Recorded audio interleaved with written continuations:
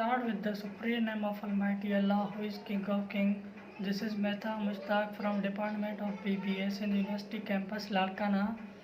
This video presentation is for final exam, supervised by Sir Ayaz Ali Methulo. My first topic is demand. The definition of demand is when an individual is able and willing to purchase a product in a specific price at a specific time is called demand.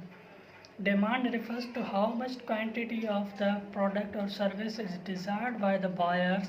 The quantity demands of goods or services is the amount that consumers plan to buy during the given period of time at a particular price. In economics, anyone demands something must he has to have. Number first, want of it. Number second, can afford. Number third, plan to buy it. The determinants of demand are number first prices of goods, number second income, number third tastes and preferences, number four prices of related goods and services, number five consumers expectation about future prices and incomes that can be checked, number six number of potential consumers. Law of demand. It states that if all other factors remain constant, the higher price of good, the quantity demanded and the lower of the good.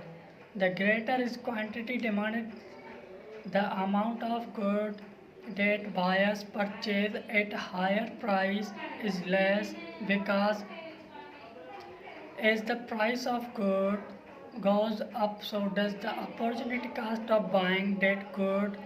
As a result, the people will naturally avoid buying a product that will force them to forego the consumption of something else they value more.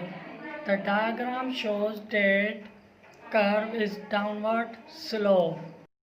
Diagram shows A, B and C are points on demand curve. Each point on the curve reflects a direct correlation between quantity demanded and price. So at a point A, the quantity demanded will be Q1 and the price will be P1 and so on.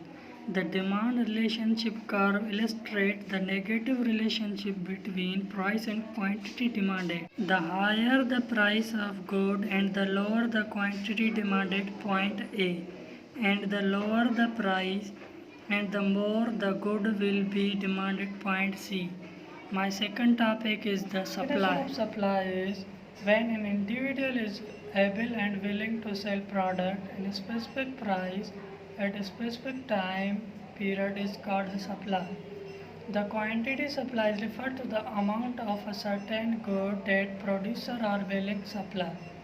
When receiving a certain price, the correlation between price and how much of good or services is supplied to the market is known as supply relationship.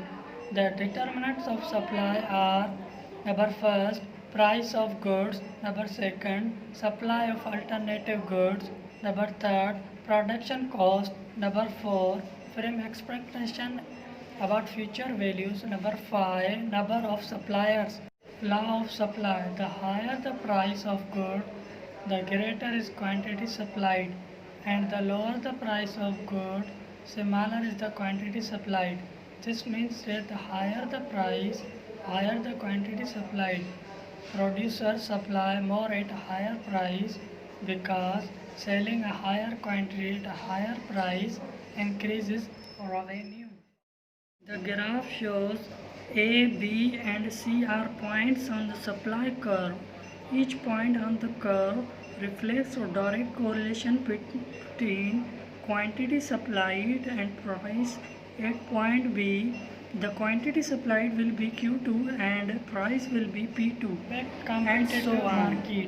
Perfect competition exists only in the case where no farmer, businessman or labor is a big enough part of the total market to have any personal influence on market price. There are some following characteristics. Number first, There is perfect knowledge with no information failure or time lags. Knowledge is freely available to all participants, which means that risk taking is minimal and the role of the entrepreneur is limited. Number second, there are no barriers to entry into or exit out the market. Number third, frames produce homogeneous identical units of output and are not. Number 4, each unit of input such as units of labor are also homogeneous. Number 5, no single frame can influence the market price or market conditions. The single frame is said to be the price taker, taking its price from the whole industry. Number 6, there are a very large numbers of frames in the market. Number 7, there is no need for government regulation except to make markets more competitive. Number 8, there are assumed to be no externalities, that is, no external cost or benefits. Number 9, firms can only make normal profits in the long run, but they can make abnormal profits in the short run. Opportunity cost. Opportunity cost is the value of what is foregone in order to have something else. This value is unique for each individual. You may, for instance, forego ice cream in order to have an extra helping of mashed potatoes. For you, the mashed potatoes have a greater value than dessert, but you can always change your mind in the future because there may be some instances when the mashed potatoes are just not as attractive as the ice cream. The opportunity cost of an individual decisions, therefore, is determined by his or her needs, wants, time, and resource income.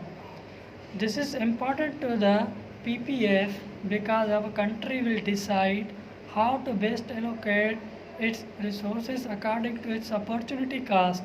Therefore, the previous wine cotton example shows that if the country chooses to produce more wine than cotton, the opportunity cost is equivalent to the cost of giving up the required cotton production. Remember that opportunity cost is the different for each individual and nation. Thus, what is valued more than something else will vary among people and countries when decisions are made about how to allocate resources.